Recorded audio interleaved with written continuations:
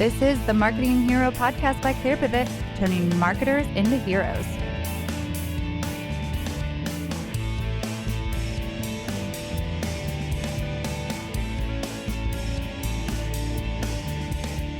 Welcome to the Marketing Hero podcast. Did you know that we also have a newsletter? That's right, you can join today at clearpivot.com/newsletter to get monthly emails with our best tips on topics like effective lead generation, creating content that attracts and connects with your prospects, and how to get started with inbound marketing. Sign up for the Marketing Hero newsletter at clearpivot.com/newsletter for SaaS marketing insights that will move your metrics. Welcome back. I'm your host, Maia Morgan Wells. Today, I welcome Shelby Britton, a director of product marketing currently at Cloudinary, who previously spent 13 years at Adobe. We're diving in today about product marketing as a hybrid role that sits at the center of the SaaS marketing universe. From marketing to product to the business line, product marketing brings the moving parts together. And Shelby has some important advice for us about steeping yourself in metrics and staying involved in business goals. Shelby Britton, I'm pleased to welcome you to the Marketing Hero podcast. Thanks for having me. Looking forward to it. Well, let's begin with a question we like to ask all of our guests. What's your favorite part of your career and how did you figure that out? Let's see. My favorite part is that it's what I'm doing now. I didn't start my career in product marketing. I actually started my career in field marketing and demand gen, but I always love diving into the business strategy and the data and sticking my nose into the middle of what the business unit was doing. So, a few years after doing that at Adobe, I had a manager who was leading the product business unit. And I had been so closely aligned to that team that we just started to have this conversation, and it turned into, hey, what is it that you love to do? And as I was explaining it, she told me, you know what, you probably should be in product marketing. Like what you're describing about what you love is really more aligned to product marketing. Not that I didn't like what I was doing, but I just tended to drift that way. And so they made room for me on the product marketing team and moved me over. And I've been there ever since. I'm going on over a decade now. Wow. And so tell us a little bit more about those aspects of what you were doing at the time that ended up being product marketing kind of naturally. Are those the business goals that you were more interested in? Tell us a little bit more about picking out those little aspects that turned out to be product marketing just naturally for you. Yeah, I was always interested in coming up with the strategy plans. And if I wasn't coming up with them, I wanted to know what they were. I wanted to have input. I wanted to help steer the ship in the direction that it should go. I really enjoy market research, competitive research, keeping an eye out for what's happening in the market, kind of reading the tea leaves on where we should go. So I always had an opinion, even in field marketing and in demand gen, on, hey, I think this product needs to go in this direction and we should message it this way and we should capture this part of the market. Have we thought about going after this segment of the market? And those type of things were the things that kind of led me in that direction, more of product marketing, rather than taking what product marketing was creating and developing programs for field marketing and demand gen around that. I wanted to be part of the creation of that strategy and the direction of the ship. And so how was that transition for you, going from demand gen and creating those programs as part of your job into steering the direction? Was that transition hard for you? It seems like it was pretty natural that you liked to do those things. Tell me a little bit more about what that transition was like, going from demand generation into product marketing where you are now. At the time, it was pretty easy because I was already in the mix. So the way that it really happened for me at Adobe was while I was in field marketing and demand gen, I was very closely aligned to that product marketing team. And as I was becoming closer to what they were doing, I was providing input. They were valuing my input. I would come to them with ideas backed up by data and research, and they appreciated it. And so they invite me more and more to the meetings that they were having. They would include me in projects. We were working really closely aligned, as product marketing should be pretty closely aligned to the various different marketing functions and other functions throughout the company. But I think that was just a natural alignment. So I was already starting to do some of those things. So it was a pretty natural transition into the product marketing team. I had already been working with that team pretty closely, already been doing some of those things. So it wasn't too much of a lift and shift for me. I think the tougher part was giving up some of my demand gen field marketing responsibilities, as far as that is fun to me too. So I had to give that over. I had to be done with that and turn it over to the other team. And okay, you guys can do that now.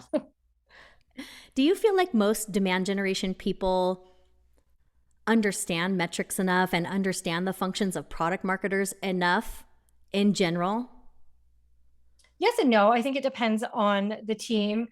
My experience at Adobe was that there are so many products that Adobe has, and there's one demand gen team trying to generate leads for all of them. Whereas in product marketing, we have the luxury of focusing on one product or one product suite.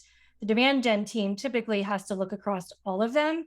So they do, dive into the metrics, but not, at least in my experience at a company like Adobe, not in the sense that we would in product marketing. We're really living in the data. We're understanding what's happening in the market. What demand gen wants from us is, hey, who do I need to target? What do I need to say? What's the hook? What's the persona? What do they care about? Give me the ICP, the ideal customer profile, and they'll take it from there. They're not going and diving into that. They're not finding out that information on their own. They're relying on us to come up with that. In my current role at Cloudinary, I find the team, because there's not as many products, the demand gen team is a little more into the data. However, they're still relying on product marketing to come up with the ICP and the pain points and what to say and what's the messaging, what's the best thing to say to this group of people. So that's not different. Do you feel like demand generation folks should ask more questions about those things and understand the why a bit more? Because what I hear you saying is, let me come up with a strategy. Let me come up with a go-to-market. I will tell you, demand gen people or whoever else in marketing, right? There's a lot of different marketing roles that rely on that to do our jobs. And I'm in demand gen myself. And so I'm asking these questions almost as a selfish reason too, because I'd like to know how to better execute. Do you find that people in demand generation should be asking more questions or should be understanding more of the why behind our go-to-market strategies?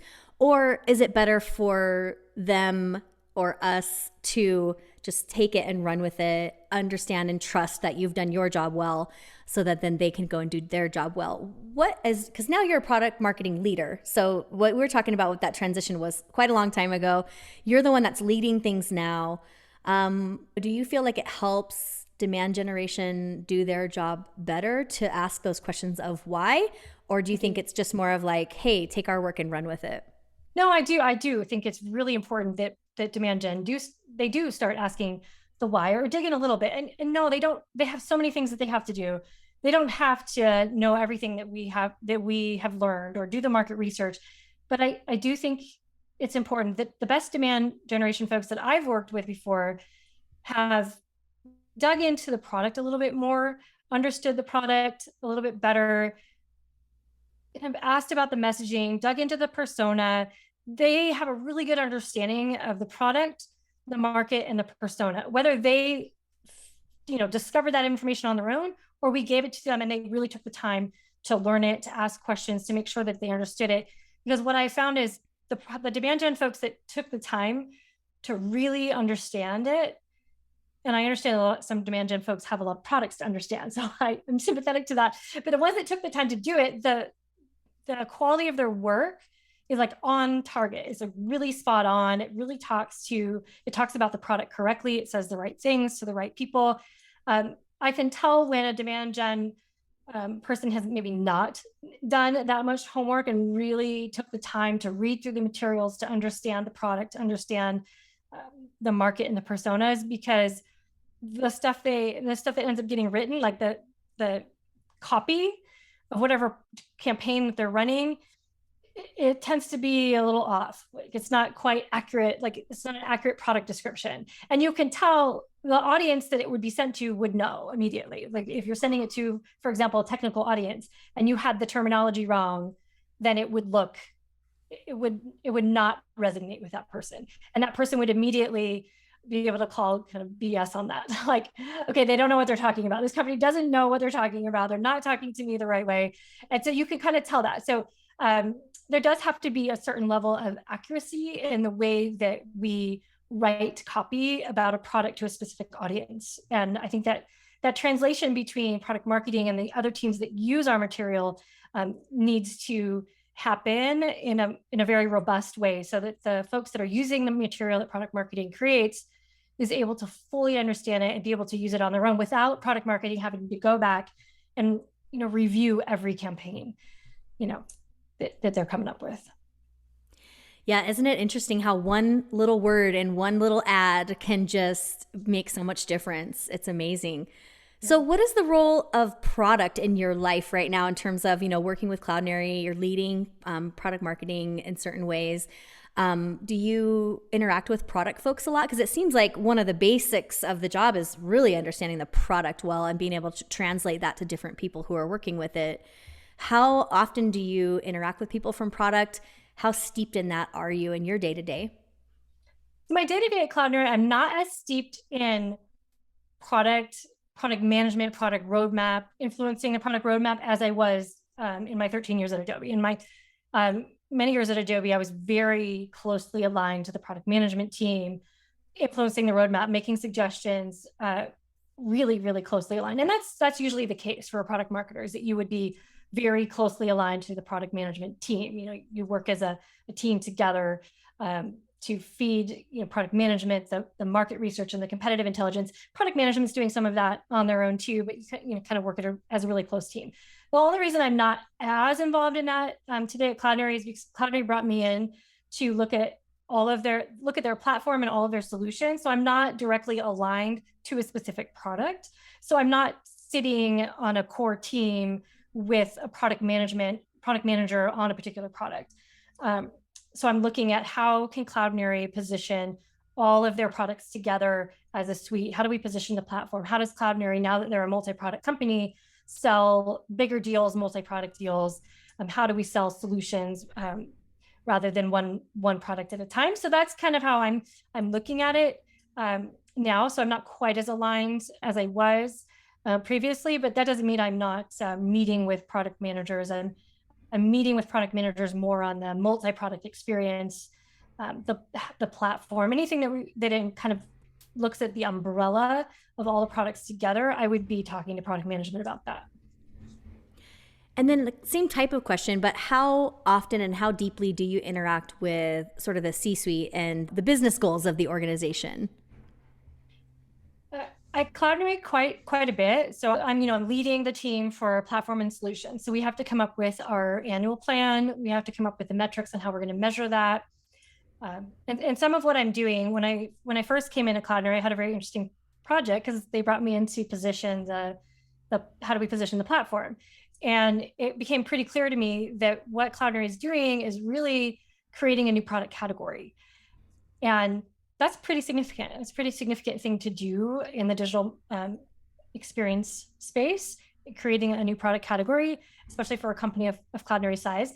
Now, there are one or two other vendors that are doing what Cloudinary is doing, but I had to create the rationale for, hey, this is what the product category is. This is the rationale for creating the category, coming up with that material for the analysts, and getting C-suite buy-in to that. Like, do the founders, does the C-suite, do they agree with this product category? Are we really going to go after this product category creation? Got a yes, let's do that. So we're pushing that out into the market, and then coming up with, what does that look like? How do we position all those products as a suite? What is the name of it, and how do the products fit under it? Are there product families? And so there was all of these pieces that had to fit into the whole narrative and the story that required a lot of cross-functional work with different product management teams working on different products, to the different to the C-suite, different functions, the CTO and the CEO, do they agree? And the chief product officer, do they agree with the direction that I'm going? And that probably took about 6 months to get alignment across the functions, that we had the right pieces in place for the story. And then we rolled it out at the beginning of this year. And can you back up for just one sec? Because I don't know if everybody is going to know about Cloudinary quite yet. And I'm wondering if you could tell our listeners just a little bit more about that product category and the story that you're telling, where you ended up after that 6 months of alignment. Do you have your elevator pitch? I'm sure you've worked so hard on all of that and how to talk about it. So share that with us right now. Where did you end up? What is the result of all of that cross-functional collaboration? Yeah, Cloudinary is a really interesting company. They've been focusing on rich media, video imagery, and other types of media since their inception. That's what they focus on. 100% of the time, they're focused on media. And there really aren't a lot of vendors in the digital experience tech stack space that focus just on that. And they started with APIs. They were very API based. And then they started adding on practitioner applications like the digital asset management product. But the digital asset management product they have is not the traditional digital asset management product. It's very media centric. There's a lot of AI and automation throughout all of the products. And so what Cloudinary has done is really positioned itself for powering visual experiences on all digital channels. And, we're in this experience economy right now, and it's obviously very digital. Digital transformation took off several years ago. And we all saw it accelerate during COVID, but it has to be, these digital experiences have to be visual. And if they're not visually captivating, then brands aren't going to capture the attention of their audience. They're not going to keep the attention. There's a lot of competition for eyeballs on digital channels. And so what Cloudinary does is it powers those visual experiences across channels. But the problem that brands run into, like a Nike or a Adidas or these big brands that have highly visual product, is they need to sell their products online, and customers want to be able to see it from all sides and see the product before they buy it. The amount of visual media assets that you would need to power experiences on every channel, what brands were doing is they were manually cropping every image so we do that with intelligence and automation automatically. So we're able to allow brands to have that visual experiences across all channels without that big heavy lift. So we make it easy for them. And so what we think the category is, and what we put the stake in the ground is this is a media experience cloud. It is an essential layer of your tech stack. So if a brand doesn't have a media experience cloud, they're not going to be able to have visual experiences on every single channel, because these channels are exploding, right? We've got metaverse coming online now. I mean, there's a new channel all the time. And so how are you going to manage that as the channels become more and more? We're going to have connected cars soon. And so, it's going to become unmanageable. It already is unmanageable. And so Cloudinary is able to help with that. And I want to back up for just a second, because we've been talking about a couple of different functions in the business that it seems like you sit right in the middle of. We've got the business line, we've got product, even demand gen and other functions of marketing. Do you view product marketing as a hybrid role? And can you talk more about that?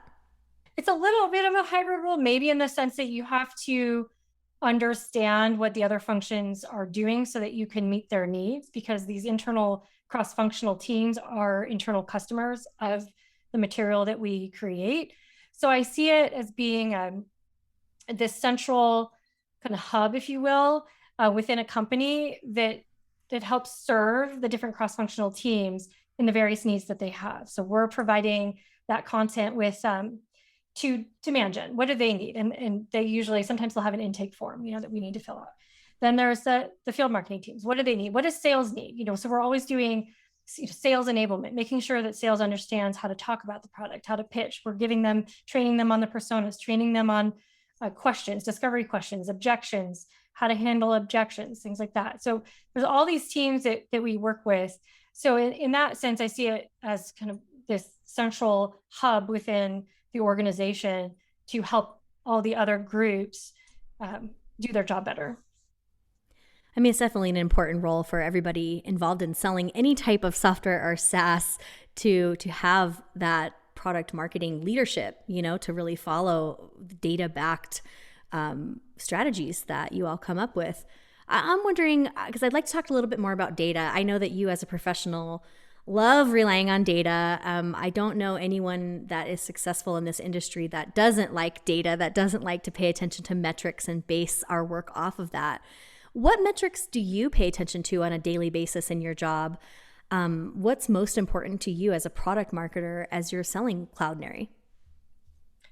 So there's a lot of metrics, and I'll just kind of combine my past experience with even before where I'm at now. But Sure. we've got to look at the pipeline.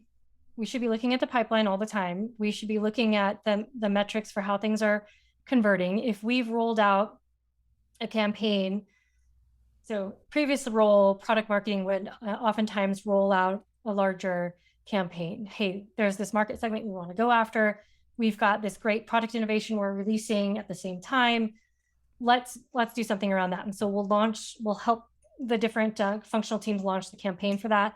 We'll enable the sales teams to catch the leads and talk to them appropriately. And so we're looking at the whole thing. We're working with demand gen and field marketing to find out, how is the messaging landing as you're running this campaign?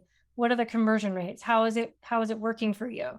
And then once the leads come in, are we generating pipe from this new campaign that we're running? How's the sales team doing in converting it? We'll also look at, that's something that's in market. And then we'll also be looking at data, at the close of every quarter, going back and looking at the data, looking at the pipeline, what came in, what segments did we capture leads from, the pipeline? Are we seeing any anomalies? Are we seeing certain trends that we're not maybe utilizing that we should? For example, there is a trend I saw a trend recently working with the business lines that we're selling a lot in the software and technology industry, and we didn't anticipate that. We've been focusing on retail because they have really highly visual e-commerce experiences. But there was something going on. It was the third largest industry that we sold to last year. What's up with that? What should we be doing more to amplify that? And so we dug in a little bit, and it looked like these software and technology companies were actually using our technology in almost like an OEM kind of a way. They were using it to power visual experiences for their technology. And so I was like, oh, that's really interesting. They're kind of using it to help them build their visual needs in their software instead of DIYing it. They're relying on rich media experts to power that part of their technology. And so how can we capitalize on that? How can we amplify that story? Can we put wrap a sales play around it? We have yet to go there, but it's something that we're kind of noodling on. Like, how do we get better at that and get more deals out of it? Definitely. And if I can ask just kind of a little bit more of a detailed technical question, where do you get the data that you look at? Do you have a sense of sort of what the tools are that you're using to capture that data and to visualize it? It's kind of all of the above. There was a really great Power BI tool that I've used at both at these companies that I've worked with in the last few years. Salesforce, I can go in and I can pull my own reports on my product the way that I want to see them. So I'm always in Salesforce. If there's a BI dashboard available, I will use that. The analytics teams that I've worked with in the past have been really great. If there's not something on the dashboard that I think I need, they're great at creating that. So we'll usually do an end of quarterly business review, and the different functional teams will share out how things went. And as a product marketer, I really see product marketers as being kind of the business owner for that product or whatever area they're focusing on. And so they should be looking at cross-functionally, what are they doing? And it's not that we're not there to tell these teams necessarily how to do their job or anything like that. We're there to collect data from them, see how things are going, see how we can help improve overall. Did what we give you help? If not, okay, take that back, make some changes to it. And like, if there's a sales play and it doesn't go well, then we retire it at the end of the year or mid-year if it's really failing, because we don't, I don't know what happened, but that could happen. I haven't seen it happen. I've seen sales plays retire after a couple of years of being run because the market changes and there's market shifts. But if a sales play is running really well, but things are changing and you might need to tweak that sales play. You add new sales plays, things like that. So it's not that we're, the manager or the boss of these different organizational teams, but we kind of sit in there as the business owner of the product, and we need to collect data from the different teams so we can put together a holistic picture of what is happening with this business, with this product, and make some decisions and help steer the ship the right direction. So I hear you saying that it is important to take on some responsibility, for the business side of things, which I know marketers are kind of cringing at because we like to stay under the radar a bit, I think, a lot of the times. Do you think it's important to take on revenue responsibility as a product marketer, and why? Yeah, my experience has always been that product marketers, like, the buck stops with the product marketing team. The product marketing team kind of sits in the business unit. They're the ones making the decisions. And now that's not always the case at every organization, right? Because product marketing might sit somewhere differently. At Adobe, for example, product marketing sat in the business unit, and they were responsible for revenue goals. We were responsible for, our product was responsible for a certain amount of revenue. So the CEO would come looking at the business unit if we didn't meet our product goals. What happened? And product marketing should know what happened. And if we don't know, that's a problem. And so I've also seen demand gen teams. Of course, they're responsible for pipeline, for a certain number of leads, for marketing source leads, for marketing contributed leads, and pipeline and closed deals. So, and there's all kinds of different ways of measuring all that. Every company has a different way of looking at it. But I think more and more these days, I don't think you can be a marketer and not be responsible for some portion of the revenue or your, whether it be pipeline or closed deals. We're very data driven now, right? Right. And increasingly, I think we're seeing marketing and sales departments even being switched under one umbrella into a quote unquote revenue team. Have you seen that in your current job or in your career where it's kind of morphing into this more of this revenue team or this growth team rather than separating sales and marketing? Yeah, I've seen a lot of different combos. Like Adobe was always changing things up.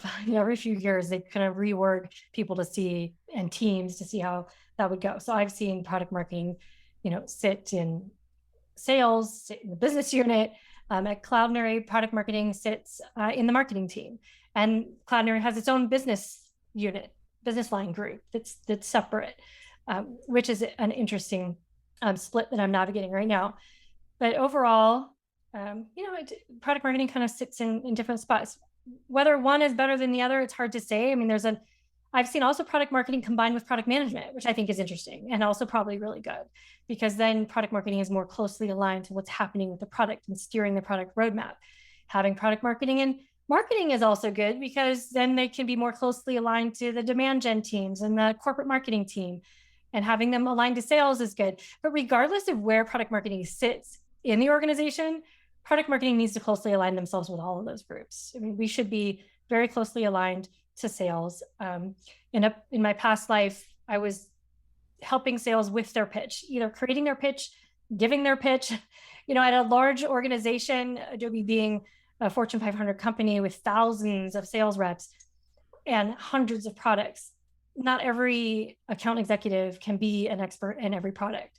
And so they would oftentimes rely on product marketing to come in and help them. If they had a weakness in a particular product area and their customer really wanted to know about it, and the customer wanted to know about it tomorrow, then, hey, product marketing, can you come in and give the pitch with me? And so we would oftentimes do that as well. I have heard a lot lately about competitive research in product marketing and how it's even a little bit easier these days now that everybody's online, everybody's sharing everything that they do. Pretty much. There's so much different material out there that we can see on our competitors, and even things like secret shoppers and businesses that offer other businesses secret shopper, by proxy kind of things. Let me go and check out your competition for you. What have been your experiences with competitive intelligence? Has there been any kind of nuggets that you can share with us, things that you've learned over the years that have made it really valuable for you? Yeah, I've seen all of those methods used, and staying on top of the competition is very important. It is an essential part of what product marketing should be doing. I've seen technical marketing teams help with some of that, or sometimes a competitive center of excellence help gather that information. Regardless of whether you have a team helping you or not, as a product marketer, you should always have your kind of eye on the competition. I sign up for all of their newsletters. I sign up for their webinars. When I can, I'll attend, but I'm at least getting their product release updates, so I know kind of what they're releasing product wise. And we typically, if it's my product and there's a competitor release is something that's significantly going to impact my product, then I usually quickly come up with, what's my perspective? What is the company's perspective on this release? And what should I tell sales about this? And then shortly follow that up with an updated battle card and updated whatever competitive intelligence that we have as far as content, we'll update that. I also really like to do deal deconstructions with the sales team. So if they do a competitive rip and replace, or they win a deal where they were up against a competitor, I really like to do just a quick 20-minute interview. I put together one slide with the details about it, 20-minute interview with them. And I find that the sales team really they'll watch that. They'll really enjoy that type of content because it comes from a peer. And they like to hear, they love to hear about the competition and how to beat the competition, and they like to hear from a peer. So those pieces of collateral and content have worked really well to enable the sales team in competitive situations. And you do that with video, or is that like a slide with audio on that? I do with a slide with audio. I mean, I usually will just do a quick Zoom call with the rep. Right. And do that. If they don't want to be on camera, that's totally fine. I don't make them be on camera if they don't want to.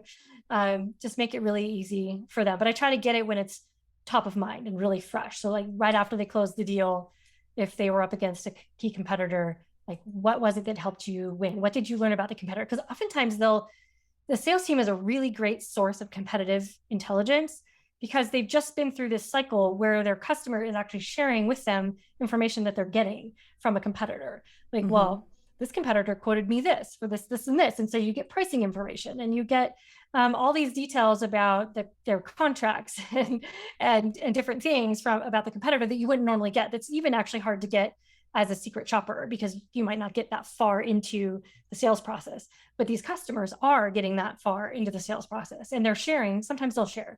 They don't always share, but they tend to be pretty open, especially if they're negotiating a price. Yeah, it sounds like such a great source of information, and great that you're doing it right after those conversations, so they're fresh and top of mind, and they can remember what everybody said. And definitely, that's a great tip for everyone. And in the middle of that little tip, don't gloss over the fact that that's audio or video. It's an experience that's easy to consume for the person on the other end, for that salesperson. And, from what you're saying, they love it like that. So rather than a big long email, a memo, something like that, and that's a reflection of where marketing's going in general, right? Is video and audio content, like you're listening to right now on the Marketing Hero. So one more thing I want to ask you before we go here, Shelby, is where are you going to grow next? Where is a weak spot in your current skill set, or maybe something you're just interested in that you'd like to expand more into? We want to know where you're going to be going next and where you're going to be expanding, either your own personal skills or what you're doing with your current job. Tell us a little bit more about that so we can see where you're going next. Yeah, I really enjoy that strategy part, like I said. So I think I'd like to expand my strategy work from being kind of narrowly focused on one product or a suite of products to looking at broadly the entire company and the strategy for the entire company. And I think I'm in a good spot right now working in that direction, because I am looking at the suite of products across a company. So I think, that kind of gets me to where I want to go to be able to do bigger strategy. I think I would, I like product marketing. I'll probably stay here. I don't have ambitions to potentially go and do other marketing functions. That might be interesting, maybe at a smaller company. But on your point about weaknesses, I am a strong believer in not trying to fix your weakness. I'm a strong believer in managing your weakness and focusing on your strengths. I think it's a total waste of time to focus on those weaknesses and spend time doing that, because you're just going to spin your wheels. Is that weakness ever going to turn into a strength? No. So what you need to do is manage it. Know what it is. Don't have a blind spot. Manage it, and then focus all your energy on your strengths, because that's going to get you where you want to go. It's just a waste of time the other way. So that's my opinion on weaknesses. I love it. Are you willing or able to share with us one of those weaknesses that you're managing for yourself right now? Sure. I tend to be a very direct communicator, which can be it can be a positive and a minus, right? In certain situations, particularly as a people manager, you just need to be a straight shooter. You can't tiptoe around some things. However, it also needs to be managed in some situations to be sensitive to the current situation. What is the current situation that you're in? What is the context of the current situation right now, and should I use that type of communication to my advantage, or should I manage that communication and use a different method of communication? Wonderful. Well, thank you for opening up and sharing that with us. It's hard to share our personal weaknesses, and I love your perspective on that, is let's focus on what we're strongest at. There are other people who are stronger at other things and maybe strong with our weaknesses, and those can be their jobs, and so I think that's really a smart perspective. Well, thank you for joining us on the Marketing Hero podcast today. Shelby Britton, thanks for your time. Yeah, thanks. Take care.